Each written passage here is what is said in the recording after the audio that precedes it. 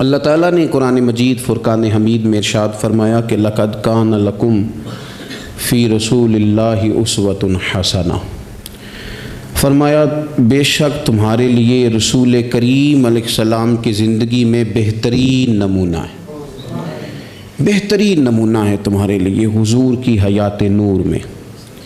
کچھ چیزیں ایسی ہوتی ہیں جو جہتوں کی، سمتوں کی، وقتوں کی پابند ہوتی ہیں، اور دنیا کے اندر کچھ چیزیں ایسی ہیں جو کسی جہت کی، کسی سمت کی، کسی وقت کی، کسی موسم کی پابند نہیں۔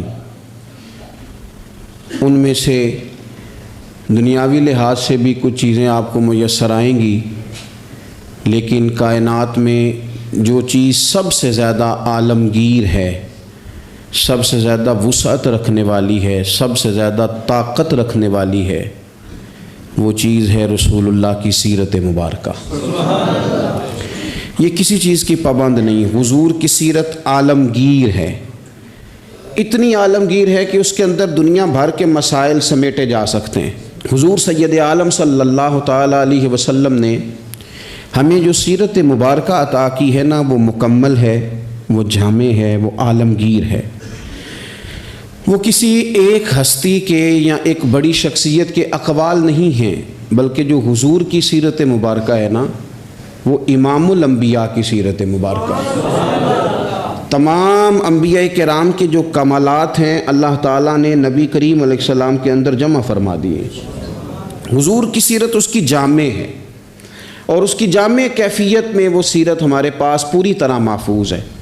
حضرت عیسیٰ علیہ السلام اللہ کے بڑے عزتوں، شانوں، بلندیوں والے پیغمبر ہیں، پر انہوں نے تو نکاح ہی نہیں فرمایا۔ تو جو آدمی چاہے گا کہ میں نے شادی کرنی ہے اور مجھے سیرت چاہیے، تو وہ کہاں سے لے گا؟ جناب عیسیٰ علیہ السلام نے تو نکاح نہیں فرمایا۔ حضرت عیسیٰ علیہ السلام کی حیات مبارکہ میں نرمی ہی نرمی ہے، درگزر ہی درگزر ہے۔ اور ایک حیات مبارکہ ہے حضرت موسیٰ کلیم اللہ کی، جس میں جلال ہی جلال ہے، جس میں جلال ہی جلال ہے۔ اس چیز کو بھی بعض لوگ سمجھنا چاہیے کہ ہر جہت کی خوبصورتی کی، ہر پھول کی اپنی اپنی خوشبو ہوتی ہے، اور سارے پھول ملیں تو پھر گلدستہ بنتا ہے۔ تو اس لیے حضرت موسیٰ علیہ السلام کی حیات مبارکہ میں جلال ہی جلال ہے، لیکن رسول کریم صلی اللہ علیہ وسلم کی حیات نور آپ دیکھیں گے تو حضور نے تلوار اٹھائی میدان میں، حالات کچھ اور طرح کے تھے، تو جناب ابو سفیان رضی اللہ تعالیٰ عنہ کہتے ہیں میں نے کہا حضور تھوڑا سا پیچھے ہٹا جائے، معاملات کو دیکھا جائے۔ فرمایا نہیں بھائی، میں نبی ہوں، بات یہ بھی سچی ہے، اور میں عبد المطلب کا پوتا ہوں، بات یہ بھی سچی ہے۔ اب پیچھے نہیں ہٹنا، اب آگے چلنا۔ ایک معاملہ یہاں ہے، اور ایک معاملہ مقام حدیبیہ پہ ہے۔ حضور نے خود فرمایا کہ ہم عمرہ کے لیے جا رہے ہیں، لیکن جب وہاں حالات کا رخ کچھ اور دیکھا، اور حضرت عمر جیسے لوگ کھڑے ہو کے کہہ رہے تھے کہ یا رسول اللہ ہم کیوں دب کے صلح کریں، آپ بھی سچے، قرآن بھی سچا، اسلام بھی سچا۔ تو نبی کریم علیہ السلام نے فرمایا عمر میں اللہ کا رسول ہوں، میں مرضی سے نہیں بولتا، میں وہی کہتا ہوں جس کا میرا رب مجھے حکم ارشاد فرماتا ہے۔ تم اس کو دبی ہوئی صلح نہ سمجھو، تم اسے فتح مبین ہی سمجھو۔ تو پھر وہ فتح مبین کی صورت میں سامنے آئی وہ چیز، اور وہی صلح حدیبیہ جس پر بہت سارے لوگ کلام کر رہے تھے، وہی فتح مکہ کا سبب بن گئی، وہی دروازہ کھلا بعد میں فتح مکہ کا۔ تو نبی پاک علیہ السلام کی سیرت میں آپ کو ہر چیز میسر آئے گی، لیکن کچھ چیزیں زیادہ نمایاں ہیں، ان میں آپ کو زیادہ وضاحت اور زیادہ دلالت میسر آتی ہے۔ ان میں سے آپ دیکھیں حضور علیہ السلام مالک و مختار ہیں اللہ کے خزانوں کے باذن اللہ تعالی۔ حضور سید الانبیاء ہیں، سید الرسل ہیں، اللہ نے اپنے محبوب کو غیب کے خزانوں کی کنجیاں دی ہیں۔ سرور کائنات امام الانبیاء ہیں۔ حضور علیہ السلام کو اللہ تبارک و تعالی نے بے پناہ عظمتیں دیں، صبح قیامت لواء الحمد کا جھنڈا اللہ دے گا۔ لیکن میرے بھائی، سب سے پہلے بلا حضور کی کون سی صفت دنیا کے سامنے آئی؟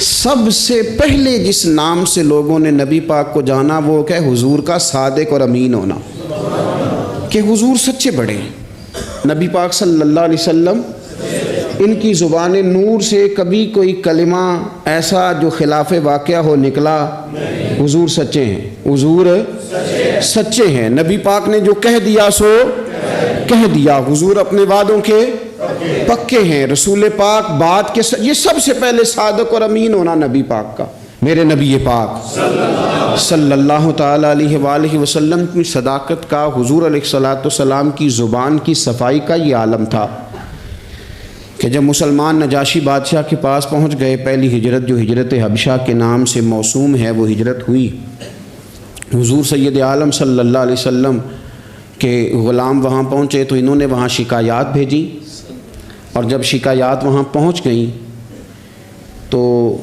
نجاشی جو تھا وہ کہتا میں جذباتی فیصلے نہیں کرتا، میں ایسے ہی تم آ گئے ہو، تم نے شکایت کر دیا ہے کہ مسلمانوں فتنہ فساد معاذ اللہ پھیلا کے تمہارے پاس آ گئے، میں پہلے تحقیق کروں گا بات کیا۔ اس نے آن کر کے معلومات کی، کہنے لگا کوئی بندہ تلاش کرو، کوئی عرب کا بڑا آدمی وزادار سردار بندہ یہاں تمہیں نظر آئے تو وہ بندہ ذرا لے کے آؤ، اس سے میں نے کلام کرنا ہے، کوئی وزادار آدمی۔ ابو سفیان ابھی مسلمان نہیں ہوئے تھے، حضور کے چچا وہ ان دنوں حبشہ گئے ہوئے تھے تجارت کی غرض سے، لوگ انہیں پکڑ کے نجاشی کے پاس لے آئے تو نجاشی نے سوالات کیے بہت سارے۔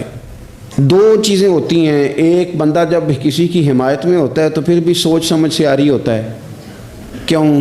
اس لیے کہ نبی پاک صلی اللہ علیہ وسلم نے فرمایا محبت آدمی کو اندھا بہرا گونگا کر دیتی ہے، اس وقت بھی وہ آری ہوتا ہے، اور جب کسی کی مخالفت میں ہوتا ہے تو اس وقت بھی سوچ سمجھ سے آری ہوتا ہے، اس وقت بھی اسے صحیح بات بھی غلط محسوس ہو رہی ہوتی ہے۔ اب یہ مخالفت میں تھے تو کہتے ہیں حضور سید عالم علیہ السلام کے بارے میں جب سوالات پوچھے گئے، سوالات کیے گئے، اور ابو سفیان کہتے ہیں میں چونکہ مخالف تھا تو میں نے اسی انداز میں ایک کہانی رٹی رٹائی انہوں نے یاد کی ہوئی تھی، وہ رٹی رٹائی کہانی ہر جگہ یہ سنایا کرتے تھے، دیکھو جی جس پہ ہمارا ابا تھا، جس مذہب پہ اس کو وہ کہتے ہیں گمراہ تھا، وہ جی ہمارے دادا کو کہتے ہیں وہ گمراہ تھا، وہ جی ہمارے نانا کو کہتے ہیں بت پرست تھا تو گمراہ تھا، وہ جی انہوں نے ایک بھائی مسلمان کر لیا ہے دوسرا کافر ہے، گھروں میں لڑائی پیدا کر دی، یہ رٹی رٹائی کہانیاں۔ پھر وہ کہتے تھے دیکھو جی معاذ اللہ جادوگر ہیں، کچھ پڑھ کے پھونکتے ہیں، وہ جی شاعر ہیں، بات ایسی سناتے ہیں کہ اپنے قبضے میں لے لیتے ہیں، یہ ساری کہانی انہوں نے یاد کی تھی۔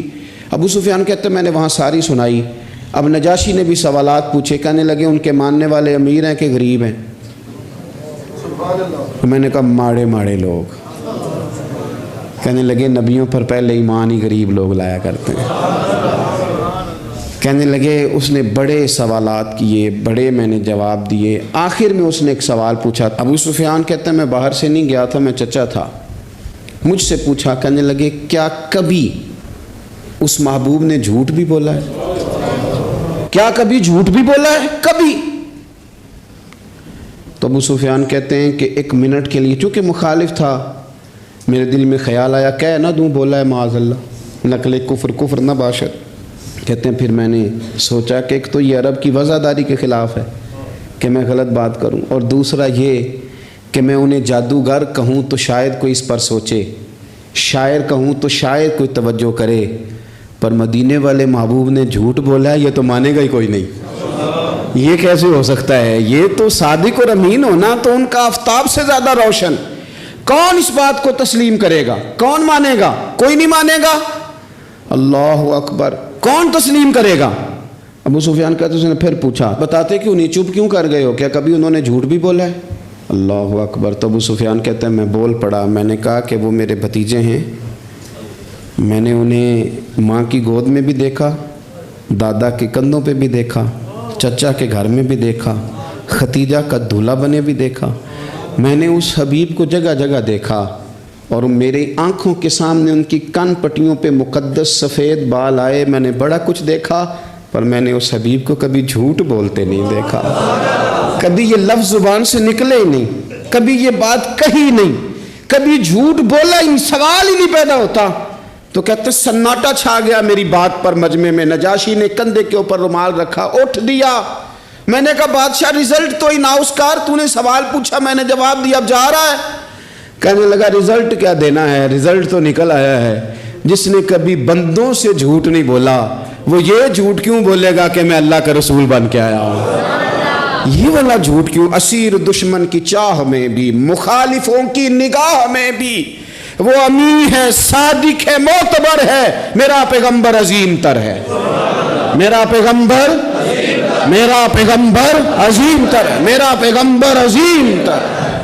لگے جو مزدور شاہ ایسا، نہ دھن نہ دولت سربراہ ایسا، دیکھو عرش نشیں کا زمین پہ گھر ہے، میرا پیغمبر عظیم تر ہے۔ عرش نشیں کا زمین پہ گھر ہے، میرا پیغمبر عظیم تر ہے۔ میرے عزیز، رسول پاک علیہ السلام کا سچا ہونا، دیانتدار ہونا، یعنی مخالف بھی جس بات کو کہے کہ ہاں یہ بات ٹھیک ہے، کہ ان کی زبان سے کبھی بات غلط نہیں نکلی، لیکن دروغ گوئی، جھوٹ، اور دنیا کے سامنے جھوٹ، اور قومی معاملات میں جھوٹ، اور جتنا دل کرے کھل کے جھوٹ، یہ رویے جب قوموں کے ہو جائیں، میرے عزیز، ایک حضور سید عالم صلی اللہ علیہ وسلم کی صداقتیں، اور پھر میں ایک مقام پہ پہلے بھی میں نے عرض کیا تھا، پھر کہتا ہوں، حضور سید عالم صلی اللہ تعالیٰ علیہ وسلم نے فرمایا تھا یہ جو جھوٹ ہوتا ہے یہ شک پیدا کرتا ہے، اور یہ سچ جو ہوتا ہے یہ اطمینان پیدا کرتا ہے۔ آپ زندگی میں تھوڑے وعدے کر لیں، تھوڑی باتیں کر لیں، پر جتنی کریں، میں عوام سے بھی کہتا ہوں، بیوی نہیں اعتبار کر رہی ہوتی، وہ کہتے ہیں تو جھوٹ ہی بڑے بولتا ہے۔ ایک دوست مجھ سے کہنے لگے کہ آپ اماں سے کہہ دیں کہ میں اس دفعہ عمرے پہ ضرور بھیجوں گا، وہ آپ کی بات مان جائے گی۔ میں نے کہا اماں ابا کو راضی کرنے میں 7-8 منٹ لگ جاتے ہیں، پر اماں تو 1.5-2 منٹ میں راضی ہو جاتی، تو آپ کی اماں نہیں راضی ہو رہی۔ کہنے لگے پہلے کئی دفعہ کہہ چکا ہوں نا عمرے پہ بھیجوں گا، تو بھیج نہیں سکا، تو لہٰذا وہ اب کہتی ہے تو جھوٹ بولتا ہے، تو نے کوئی نہیں بھیجنا، تو فراڈ کرتا ہے۔ ہمارے ہاں مسئلہ مال و دولت کا نہیں، عدم اعتماد کا ہے، اور جب عدم اعتماد اس حد تک پہنچ جائے کہ مائیں بھی اعتبار کرنا چھوڑ جائیں، تو وہ قومیں کیا کردار ادا کریں گی اور کیا وہ سوسائٹی میں خیر تقسیم کریں گی؟ تو سچی بات، نبی پاک علیہ السلام نے فرمایا بندہ جھوٹ بولتا ہے، اور اتنے جھوٹ بولتا ہے کہ وہ رب کی بارگاہ میں جھوٹا لکھ دیا جاتا ہے، اور پھر اس کے لیے جہنم کا فیصلہ ہو جاتا ہے۔ اور کچھ بندے سچ کی کوشش کرتے ہیں، اتنی کوشش کرتے ہیں کہ اللہ کی بارگاہ میں سچے لکھ دیے جاتے ہیں، اللہ کے حضور وہ سچے لکھ دیے جاتے ہیں، اور فرمایا یہ سچ ہی انہیں جنت میں لے جائے گا۔ دوسری بات جو حضور کی سیرت مبارکہ میں ہمیں بہت زیادہ نظر آتی ہے وہ ہے عہد کی پابندی، وعدوں کی پابندی، جو کہہ لیا سو کہہ لیا۔ جب آپ کوئی عہد کر لیتے ہیں نا، معاہدہ کر لیتے ہیں، پہلے تو اس بات کو اچھی طرح سمجھ لیں کہ حضور نے ایک جملے میں ساری حقیقت بیان کر دی، فرمایا لا دین لمن لا عہد لہ، جو وعدے کا پابند نہیں اس کا کوئی دین ہی نہیں، بات ہی ختم کر دی۔ آگے تو آپ تب بڑھیں گے نا جب بنیاد ہی ہوگی، اور جب دین ہی کوئی نہیں، بنیاد ہی کوئی نہیں، تو پھر بات آگے کیسے بڑھے گی؟ اس سے اگلا آپ فصل کیسے بوئیں گے؟ عزیز دوست، میری بات پر آپ توجہ کریں گے، نبی پاک صلی اللہ علیہ وسلم نے جب عہد کیے تو پھر حضور نے ان عہد کی پابندی کی، اور اس طرح کے بعض اوقات عقل انسانی کھڑی ہو جاتی ہے کہ اس طرح بھی وعدے کی پابندی ہوتی ہے، یعنی بندہ چکرا جاتا ہے کہ یوں بھی ہوتا ہے۔ آپ غور کریں نا، ایک صحابی کہتے ہیں میں نے اعلان نبوت سے پہلے حضور سے کچھ چیز خریدی، اور میں نے عرض کی حضور آپ یہاں رکے، میں پیسے لے کے آیا۔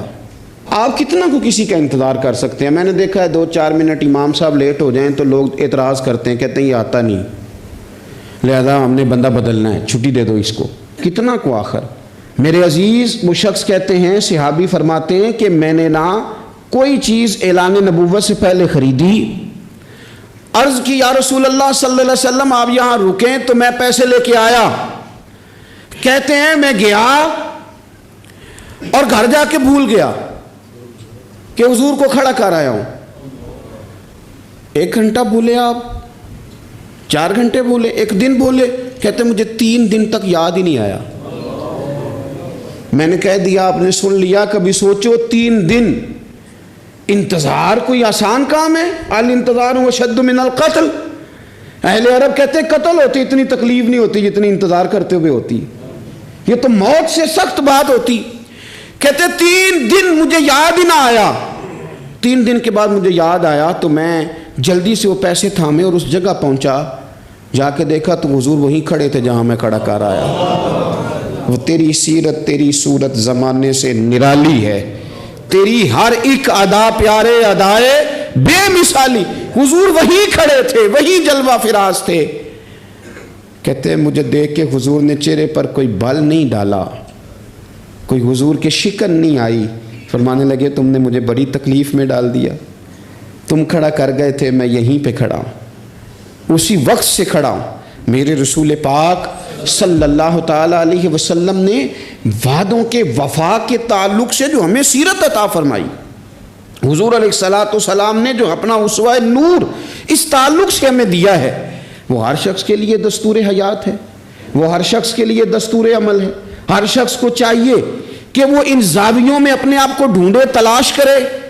بڑی تکلیف ہوتی ہے عوامی سطح پر بھی جب ایسی باتیں سننے کو ملتی ہیں کہ نہیں جی نہیں وہ تو سیاسی بات تھی. سیاسی بات کیا ہوتی ہے؟ جھوٹ. بخاری شریف میں تو یہ لفظ موجود ہیں کہ بنی اسرائیل کی سیاست ان کے نبی کرتے تھے. سیاست کا معنی تو تدبیر کرنا ہے، سیاست کو آپ نے فراڈ کا نام دے دیا ہے. وہ جی وہ میں نے تو بس ویسے بات کی تھی، اس کا کیا معنی ہوتا ہے، اس کا کیا مطلب ہوتا ہے؟ کچھ مسائل ایسے ہیں جو آپ خود پیدا کرتے ہیں، کچھ چیزیں ایسی ہیں جن کے اندر آپ خود چیزوں کو اس پیک پہ لے کے آتے ہیں. اللہ جانے آپ کے کیا مقاصد ہیں اس میں.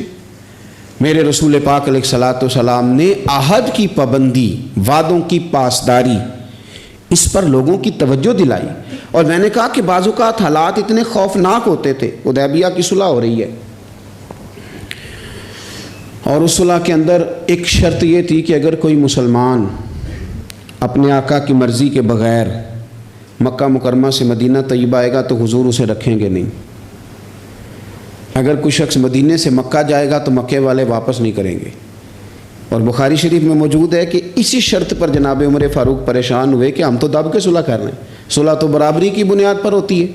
یہ کیا بات ہوئی کہ ہمارا بندہ جائے تو واپس نہ کرے، ان کا ہے تو ہم واپس کریں. لیکن حضور نے فرمایا میں اللہ کا رسول ہوں عمر، میں اللہ کا، جو میں دیکھ رہا ہوں وہ تم سمجھ نہیں رہے، میں رب کا رسول ہوں. اور حضرت عمر کہتے ہیں یہ پہلے میں نے حضور سے بات کی، پھر حضرت ابو بکر سے بات کی، پر قربان جاؤں جو جواب مجھے حضور نے دیا وہی جناب صدیق اکبر نے دیا. کہو عمر وہ اللہ کے رسول ہیں، وہ جو کہتے ہیں حق اور سچ ہی کہتے ہیں.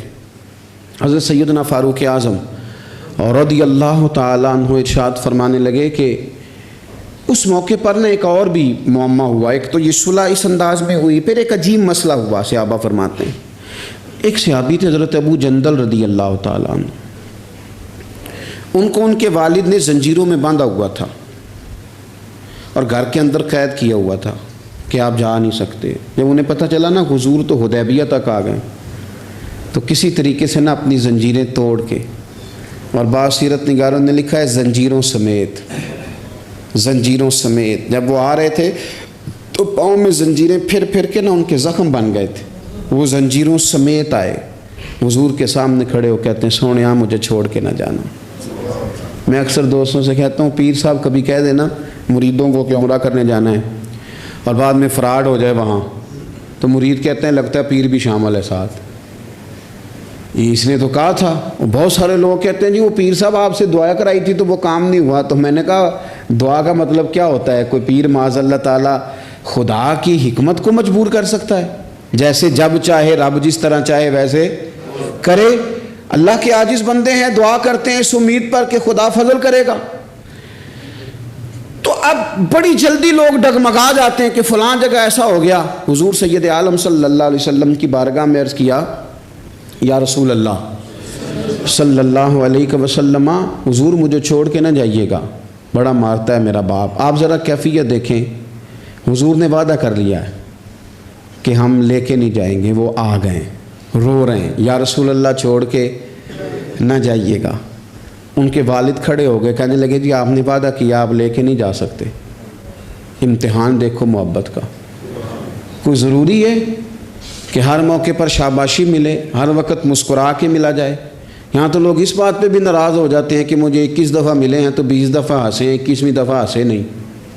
خیر ہے آج مسکرائے نہیں. ہر بات میں لوگ ایک پہلو تلاش کر لیتے ہیں کمزوری کا. اب وہ رو رہے ہیں، تڑپ رہے ہیں، اور صحابہ کہتے ہیں ہماری خواہش تھی ان کا درد دیکھ کر کہ حضور حکم کریں تو ہم زنجیریں ساری توڑ دیں. پر میرے رسول نے کیا فرمایا؟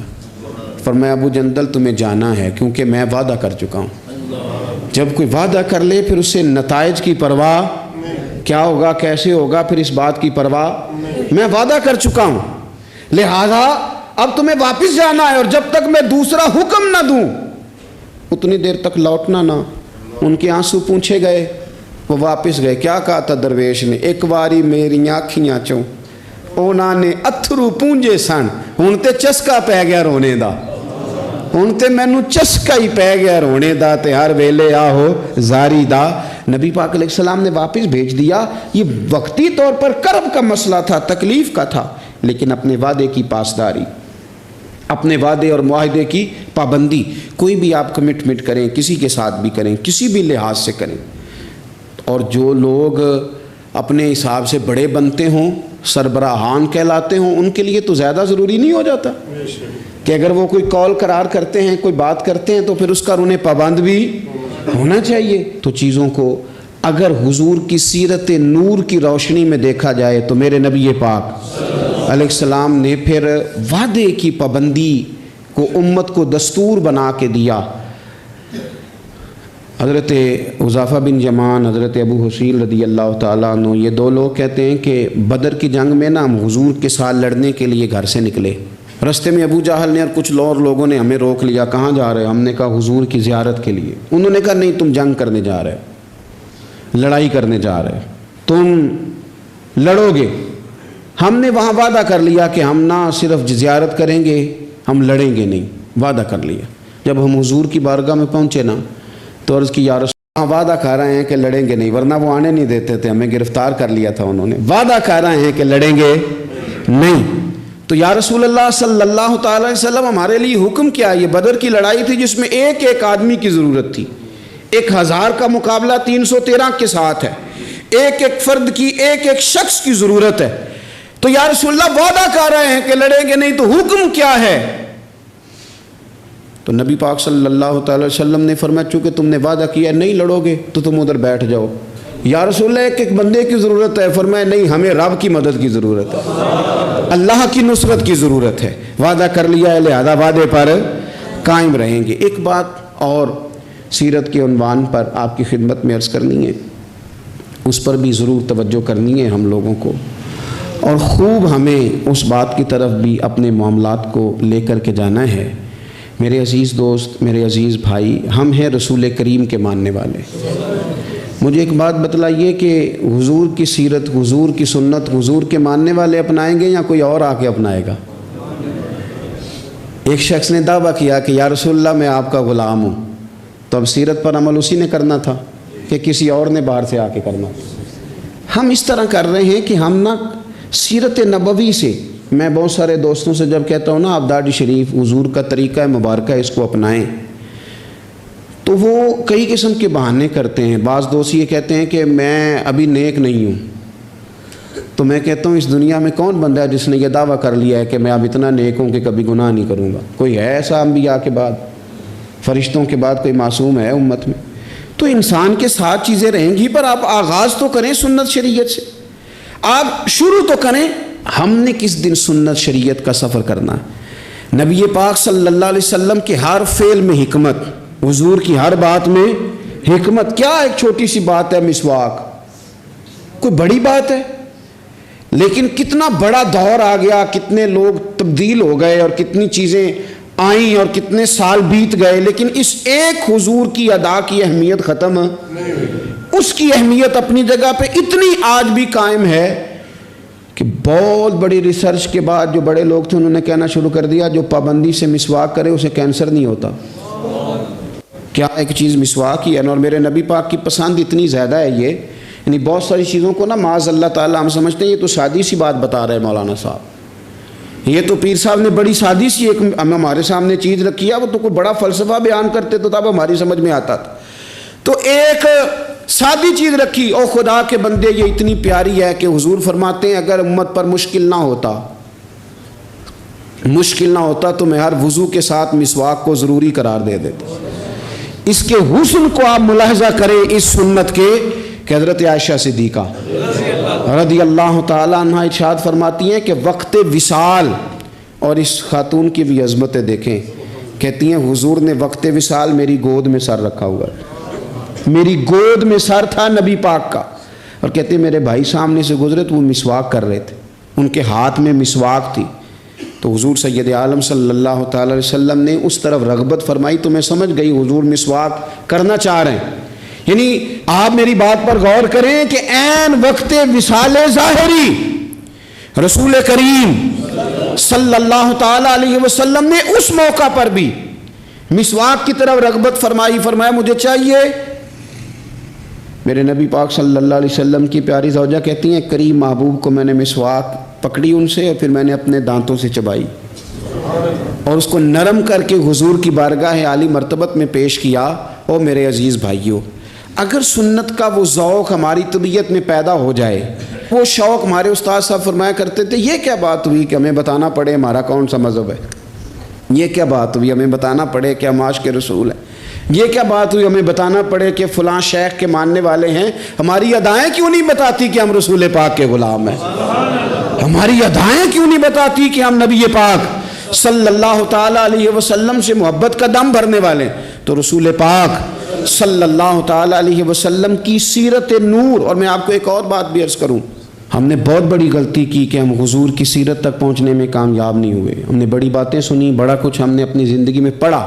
اگر حضور کی سیرت نور کو پڑھنا شروع کریں, ایک ایک پہلو حضور کی مقدس زندگی کا, آپ محسوس کریں گے کہ آپ کی روح پرواز کرنے لگی ہے. آپ محسوس کریں گے کہ خود بخود اندر کے میل دھلنے لگے. آپ نہ پڑھتے پڑھتے ہی محسوس کریں گے کہ کساوتیں ختم ہو رہی ہیں, عداوتیں ختم ہو رہی ہیں. میرے دل کے اندر جو میل کچیل نفس کی شرارت کا تھا وہ دھل رہا ہے. رسول پاک کے جتنا کوئی قریب جاتا ہے اتنا وہ رب کے قریب ہو جاتا ہے, اتنا وہ اللہ کے قریب ہو جاتا ہے. آپ سیرت مبارکہ سے فیوز و برکات لیں, اپنے گھروں میں حضور کی سیرت نور کا پیغام لائیں. اور یہ جو 2-3 گزارشات میں نے آپ کی خدمت میں شروع میں عرض کی ہیں, ان پر توجہ کریں. ہمیں کچھ پہلو ایسے ہیں زندگی میں جن کو ہمیں پوری طرح سمجھ جانا چاہیے, اور کسی بھی فورم پر اللہ ہمیں موقع دے, کوئی بھی فورم ہو, تو احقاق حق اپنی زندگی کا وتیرہ بنایا.